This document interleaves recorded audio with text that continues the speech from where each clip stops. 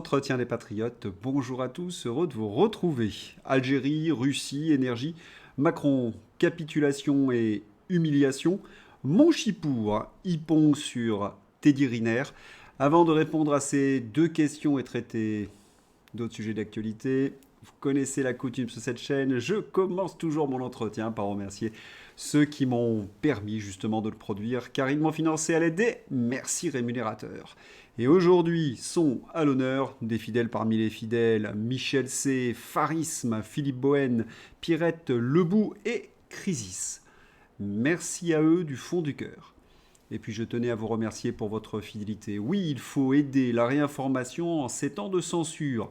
Comment faire? C'est simple, il suffit de lever le petit pouce, écrire de gentils messages et diffuser sur d'autres réseaux sociaux. Merci à tous. On va commencer ce journal par revenir sur l'information que j'ai développée hier. Covid long, la maladie du silence. Oui, il y a comme un désert médiatique sur le sujet. Parce que Paris Match cite des chiffres qui donnent quand même le tournis. Plus de 2 millions d'adultes seraient touchés par ces Covid longs et 700 000 enfants. Le spécialiste de la Spike, le professeur Sabatier, affirme que ces Covid longs sont en fait des effets secondaires du pchout. Eh bien, rien, silence. Pour plus d'approfondissement sur le professeur Sabatier, ma vidéo d'hier. Il y a donc comme une forme de lassitude des politiques et des journalistes à traiter ce sujet. Lassitude, c'est leur mot. Je crois que c'est avant tout de la lâcheté, voire de la terreur, car ils ont été complices de la politique d'Emmanuel Macron. Oui, il n'y a personne pour interpeller Macron et Véran sur ce terrible bilan qui est officiel. Après les conséquences sur la santé, les conséquences sur notre économie. Les restaurants, de plus en plus nombreux à fermer, faute de clients et de marge suffisante. Il y a toute une génération qui arrête. Traduisons le sabir du journal L'Immonde. Marge insuffisante, eh bien, ce sont les coûts qui ont explosé pour les restaurateurs, augmentation des taxes, augmentation des factures énergétiques et augmentation du coût du travail. Faute de clients, effondrement du pouvoir d'achat des Français. Qui est le responsable? Vous ne voyez pas? Allez, quelques indices. Le Mozart de la finance, Jupiter, le maître des horloges, le génie d'Amiens et le mari de Bribri. Je pense que vous avez deviné. Et dire que la presse nous a vendu ce tocard avec toutes ces périphrases mélioratives. Bon, Macron a ruiné le petit commerce, pas seulement les restaurateurs, les artisans, les petits patrons. On annonce un record de faillite pour l'année 2025. Et Manigold, qu'en dit-il? Vous en souvenez de Manigold? C'est ce restaurateur qui a vendu la politique d'Emmanuel Macron pendant la pandémie. Il est à la une, en quelque sorte, du Figaro. Stéphane Manigold, la restauration n'a pas besoin d'immigration. Eh bien, fidèle à lui-même, il participe au narratif du moment de l'Élysée. Pitoyable syndicaliste d'opérette vendu à la Macronie. Si les restaurateurs s'étaient élevés contre le quoi qu'il en coûte, cette folie Covid, et Emmanuel Macron, il ne mettrait pas la clé sous la porte. La personne qui leur a vendu cette arnaque s'appelle Manigold. Regardons dans les faits pourquoi les coûts des restaurateurs s'envolent. Passer de 10% d'énergie renouvelable à 40% fait doubler le prix de l'électricité. C'est le projet de l'Union européenne et d'Emmanuel Macron. Ça nous conduira à la ruine. Le Frexit ou la ruine, c'est l'enjeu, c'est assez simple. Autrefois, lorsqu'on affirmait ce genre de choses, on était qualifié de complotistes. Eh bien, aujourd'hui, les grands patrons ont le même avis que nous. La France serait l'Eldorado de l'industrie en Europe si elle rétablissait un prix français de l'électricité correspondant au coût de production et non aux règles du marché européen de l'énergie. Tout industriel de bon sens le confirme, à l'instar du PDG de Toyota France. Soutenir Emmanuel Macron, c'est donc s'enfoncer plus que jamais chaque jour dans la crise et les faillites. Une forme de cercle de la folie, les cercles de l'enfer.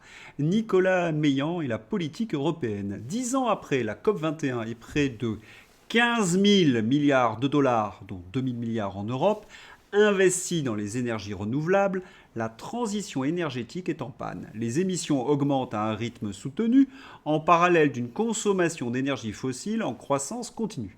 Quant à la croissance verte, qui devait relancer l'industrie européenne et générer des millions d'emplois, elle est aujourd'hui un malade en phase terminale. Voitures électriques, batteries, hydrogène, éoliennes ou panneaux solaires, il ne se passe pas un jour sans qu'une faillite vienne noircir davantage le tableau. Et vous le savez, cette politique ne profite qu'aux pays asiatiques et n'a rien de développement durable. Il faudrait que l'Europe revoie sa copie. Mais c'est bien mal connaître ceux qui nous dirigent. Bruxelles persiste et signe. Mais l'Europe enfonce le clou. Son mortifère pacte vert impose aux nations européennes de baisser leurs émissions de 55% par rapport à 1990. Ce pacte des 4 I, à la fois irréaliste dans ses objectifs, injuste entre pays, insoutenable pour ses populations et surtout totalement inutile. Il n'aura aucun impact sur le réchauffement climatique, est en train de sacrifier l'Europe sur l'autel de la vertu climatique. Calquée sur les objectifs du Pacte vert, la 3e édition de la programmation pluriannuelle de l'énergie, PPE3, qui devait être approuvée début avril par le gouvernement, est une caricature dramatique de cette stratégie autodestructrice. Et c'est là que l'on mesure l'efficacité de l'ingénierie sociale. Aux Français à qui on a expliqué que Bribri était une des plus belles femmes du monde, eh bien à ces mêmes Français, on leur a aussi fait croire que la politique verte européenne allait être magique, comme un pchout en juin 2021. Ils allaient respirer de l'air pur dans le 4e arrondissement de Paris. Ah, la ZFE fonctionne à merveille à Paris avec des mois de février et mars beaucoup plus pollués que l'an dernier. Il faut dire que tous ces écolos ont été terrorisés par des chiffres dramatiques. La pollution de l'air cause 48 000 morts en France, c'est dans le journal L'Imonde. Et un mois auparavant, le journal L'Imonde titrait « Diesel, 38 000 décès dans le monde seraient dus en 2015 au dépassement des normes ». Sachez que je me suis fait copieusement injurier pour ce factuel. Mais que voulez-vous, ces bobos ont un rêve, oui, un rêve bucolique, qui faisait bien rire Alphonse Allais au XIXe siècle, oui, ces villes à la campagne. Le référendum local est encadré par la loi. 50% des inscrits doivent voter pour qu'il soit validé. Ici, moins de 4% des Parisiens se sont déplacés. Vaste escroquerie. Les Parisiens votent largement oui pour des rues piétonnes végétalisées. Mais c'est fascinant. Plus les bobos végétalisent Paris, plus les habitants de Paris fuient leur capitale pour habiter la campagne. Le paradoxe aurait bien fait rire Alphonse Allais. Et puisqu'on évoque l'enfer Hidalgo, les ZFE, Alexandre Jardin. Les gueux seront-ils entendus à l'Élysée? Pas sûr, la bulle est bien étanche. Je croise sur le trottoir, devant un ancien Premier ministre, Courtois, qui me dit que les ZFE, ça sera réglé dans 4 mois. Non, le 6 avril, ça démarre. Quoi? La révolte parade des gueux avec les bikers. Les bikers, impression d'avoir en face de moi quelqu'un de pas méchant, mais qui n'est pas dans le film. Ou plutôt dans un autre film, le leur. Je lui ai filé mon bouquin et je suis parti. Oui, ça va finir par péter. Petit bilan à mi-parcours de cet entretien. Macron, c'est le désastre sanitaire, c'est le désastre économique, c'est le désastre escrologiste. Tout le monde est perdant avec lui. Enfin, pas tout le monde. Union européenne. Les salariés de l'Union européenne bénéficient de la 7e augmentation de salaire en 3 ans. Les salariés de l'Union européenne bénéficient de la 7e augmentation de salaire en 3 ans. Une hausse des salaires de 8,5% en 2024. Le salaire minimum dans l'Union européenne, c'est 3 645 €. Le plus gros, 35 000 € pour Pustula. Ils s'engraissent avec nos impôts et nous imposent la rigueur. Une honte. La fin de l'abondance, sauf pour les mafieux européistes. Dans cette histoire, il y a quelque chose de contre-intuitif. La nullité, cela rapporte. Macron capitulard devant l'Algérie. L'Algérie obtient gain de cause, fin des expulsions, statu quo sur les visas diplomatiques. Et c'est là que nous viennent à l'esprit tous les synonymes d'Emmanuel Macron.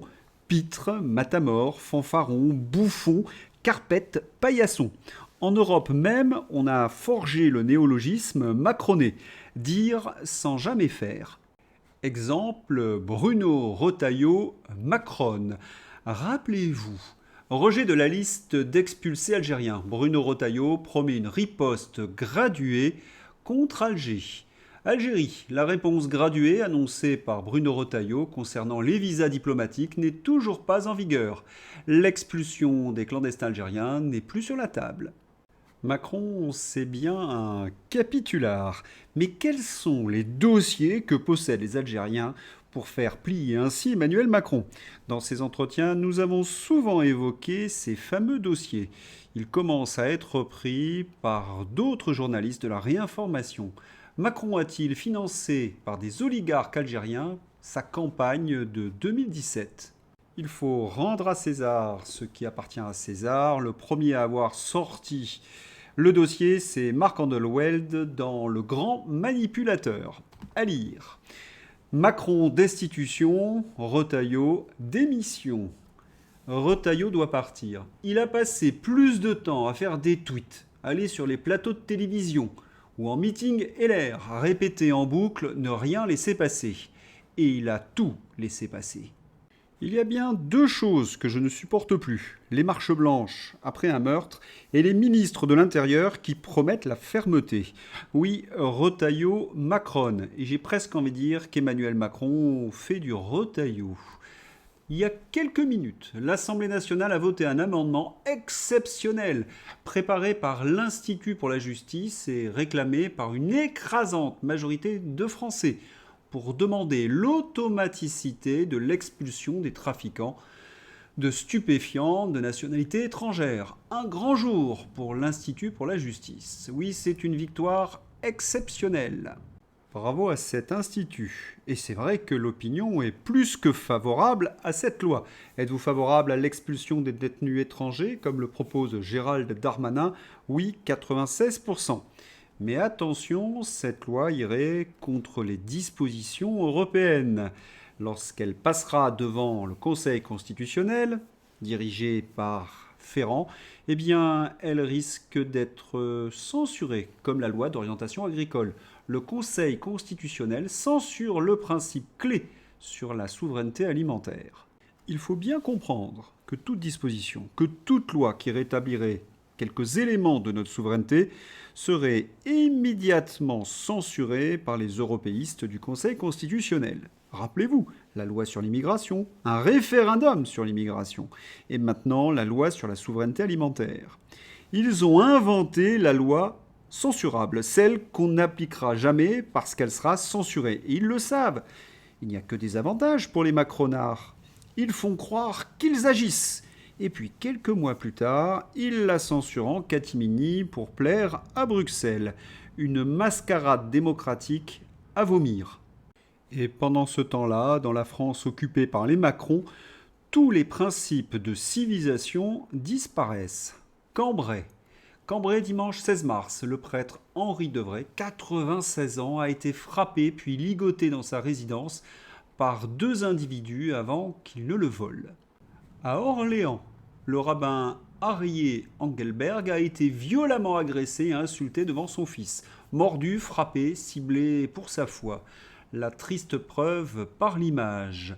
Hier, un adolescent de 17 ans tué au couteau devant le lycée Louis Armand après une rixe impliquant une dizaine d'individus armés de bâtons et d'un couteau.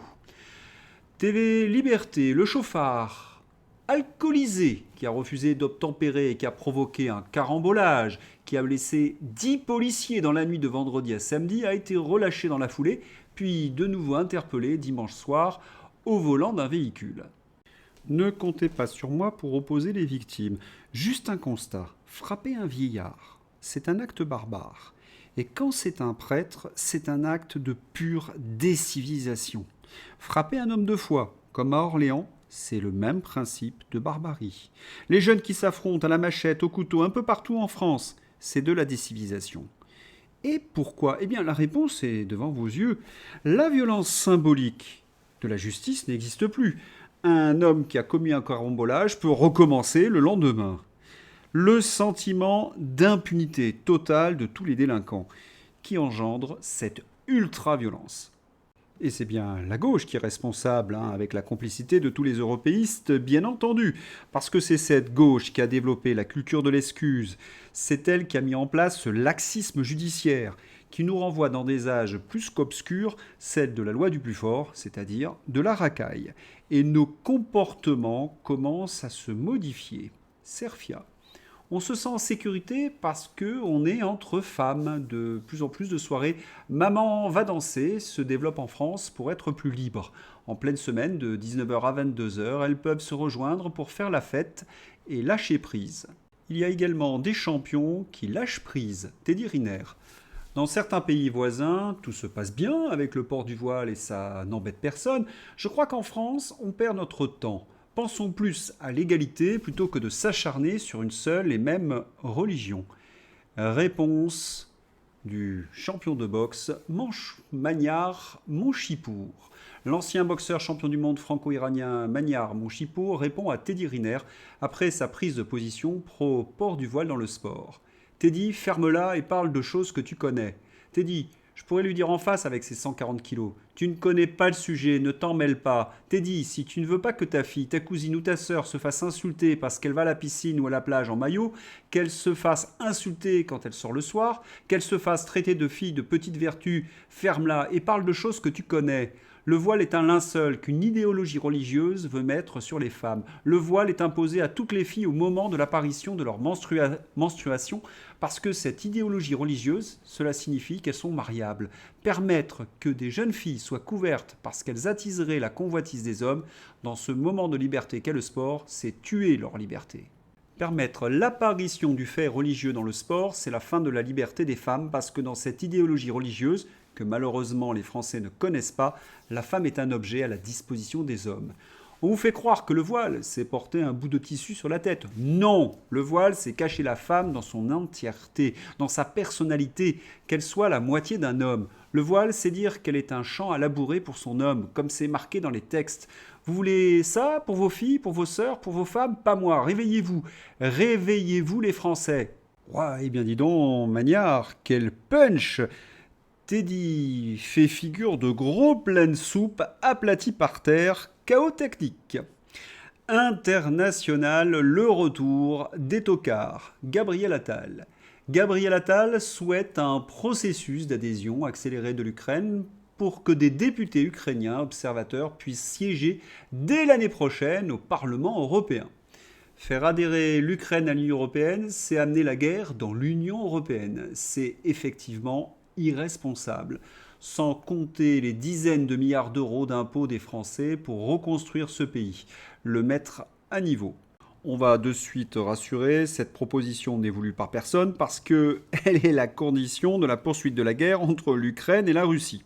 C'est donc juste Gabriel Attal, avec ses yeux de gobie éclatés, qui nourrit le narratif élyséen, pour abuser les gogos de LCU qui croient encore qu'Emmanuel Macron est un chef de guerre. La réalité est toute différente. Voyez ce qui se passe par exemple en Angleterre. Frédéric Aiguille. Coalition des volontaires. Tout cela n'est que du théâtre politique. L'armée britannique ramène brutalement Starmer et Macron sur terre. Si en France, la Grande Muette suit aussi docilement que la presse le chef taillon de guerre, la situation est loin d'être aussi simple pour le Premier ministre anglais. Starmer s'est emballé en parlant de troupes sur le terrain, avant même de savoir de quoi il parlait. Lâche sans retenir ses coups une source militaire haut placée dans le Télégraphe. Le colonel Hervé Carès déplore que nos militaires sont très réservés sur le leader Minimo Macron. Eh bien, nos militaires devraient lire la presse européenne, Euractiv, c'est à se tordre. Souvenons-nous, il y a 15 jours, 800 milliards d'emprunts, nous disait Pussula. Une aide à l'Ukraine de 5 milliards, nous disait Kaja Kallas. On continue la guerre à outrance, nous disaient les Polonais, les Lituaniens, les Estoniens et Emmanuel Macron. Et puis, shoot, article Euractiv. Antonio Costa a simplement déclaré que la Hongrie avait une position différente sur la manière de soutenir l'Ukraine dans la recherche de la paix. Antonio Costa est le Portugais qui préside l'Europe. Et il est en train de nous expliquer que la proposition de Valérie Hayer d'enlever le veto à la Hongrie, eh bien, ce n'est plus du tout à l'ordre du jour. Les autres pays ne semblaient pas non plus savoir comment l'aide militaire à Kiev serait fournie. Le plan Calas, une proposition visant à dépenser 5 milliards d'euros pour 2 millions de munitions destinées à Kiev sur une base volontaire, n'apparaît pas dans la conclusion. Les dirigeants de l'Union européenne en ont pris note au lieu d'en demander l'adoption rapide.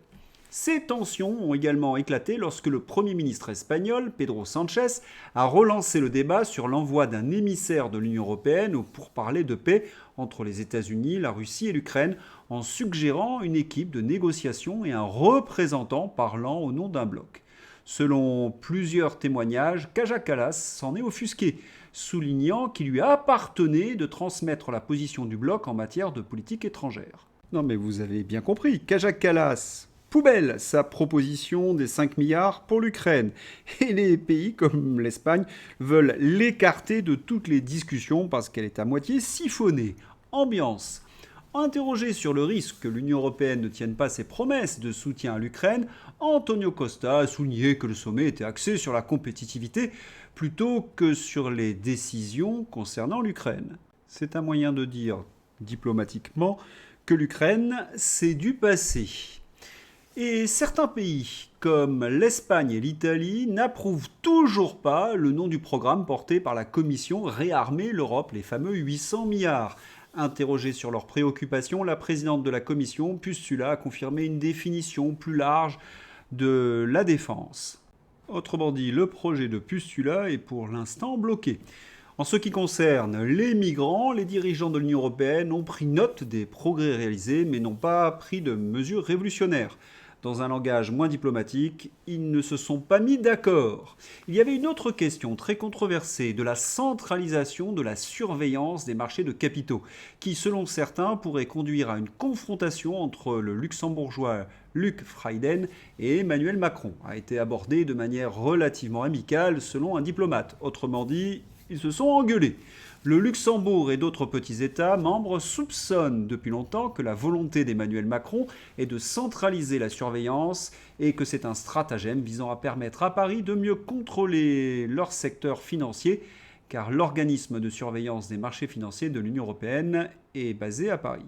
Alors, les projets de Macron et de sa guerre, eh bien, on pourrait revenir au verbe macroner. Parce que pour Emmanuel Macron, ce sommet, c'est une déroute, une ratatouille, une tripotée, un Waterloo. Et j'en passe. Et surtout, il est ridicule. Parce que l'Ukraine, désormais pour les Européens, c'est du passé. La une du Time. Fin de partie. Ou pour le dire autrement, avec le journal L'Aberration. Les Russes et les Américains veulent la peau de Zelensky. Se faisant porte-flingue du Kremlin, Donald Trump et ses alliés poussent le président ukrainien, toujours très populaire dans son pays, à organiser des élections, voire à démissionner. En Ukraine, vieux ambitieux et agitateurs sont sur les dents. Zelensky populaire, farceur, les journalistes de l'Aberration. Le sondage qui montre que Zelensky est populaire a été commandé par l'entourage de Zelensky. Oui, un bidonnage. Et cela apparaîtra lorsqu'il y aura des élections. Tenez, est-ce que Zelensky est plus populaire qu'Emmanuel Macron ? Alerte info, nouveau sondage IFOP, Bayrou 27%, moins 11, Macron 24%, plus 1, analyse. Macron reste donc extrêmement bas, et même plus bas que Bayrou, empêtré dans l'affaire Betaram. Les médias nous vendent donc un chef de guerre qui est totalement désavoué par les Français. Et puis, je vous prédis quelque chose parce que là, il y a vraiment des retournements de situation.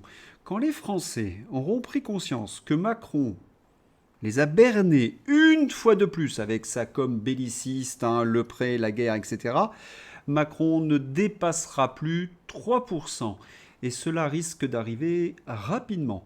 Les discussions se déroulent bien. Une annonce positive attendue prochainement avance une source à Washington. Les négociations menées par les États-Unis en Arabie Saoudite cette nuit avec les délégations de l'Ukraine et de la Russie se sont bien déroulées et une annonce positive est attendue prochainement, a déclaré lundi à Reuters une source proche de la Maison-Blanche. Le président Vladimir Poutine a voulu rassurer les Européens. Le président Vladimir Poutine. Les pays de l'OTAN ne peuvent pas ne pas comprendre que la Russie n'a aucune raison, géopolitique, politique, économique ou militaire, de faire la guerre à l'OTAN. La Russie n'a aucun désir de détériorer les relations. Au contraire, elle est intéressée à les développer. Macron est en train de boire le calice jusqu'à la lie. Allez, c'est l'heure d'ouvrir la page fantasy avec Nicole Baccaran. Pour Trump, le monde se partage entre grands et il pense que Poutine adhère à cette vision. Mais je pense, c'est assez intéressant, elle pense, que Vladimir Poutine veut extorquer à Trump, qui est assez naïf, des avantages économiques et diminuer autant que possible l'influence des Américains dans le monde. Ce qui est fascinant, c'est la bêtise de ce raisonnement. Non mais Trump naïf. Il a peut-être des défauts, Donald Trump, mais pas celui-là. Et puis, comme chacun sait, Trump n'est pas tout seul, il a des conseillers, des équipes, et ils sont tous crétins et naïfs autour de lui. Pauvre Nicole Baccaran, déchéance. Le Blanche-Neige de Disney fait un énorme flop. Il faut dire que, il me semble reconnaître ces deux personnages. Ce ne serait pas Pierre Palmade et De Chavannes. Vous voulez savoir à quoi ça ressemble, la propagande? Il y a quelques jours encore. La patrie a besoin de vous. La patrie a besoin de vous. La patrie a besoin de vous. Et puis, une semaine après, on marche vers la paix. Pédiavenir, site parodique. Flash, Brigitte Macron apparaîtra dans le prochain film d'Astérix et Obélix sous le nom de Femme Apénix. Elle est bien bonne. Emmanuel Macron, lorsqu'il parle de Brigitte. Brigitte, il est où? Il est où, Brigitte? Celui qui répond avec une grossièreté qu'on disait dans les vestiaires de rugby, dehors. Voilà, j'espère que vous avez apprécié cet entretien. Je vous souhaite une excellente journée. À bientôt. Au revoir.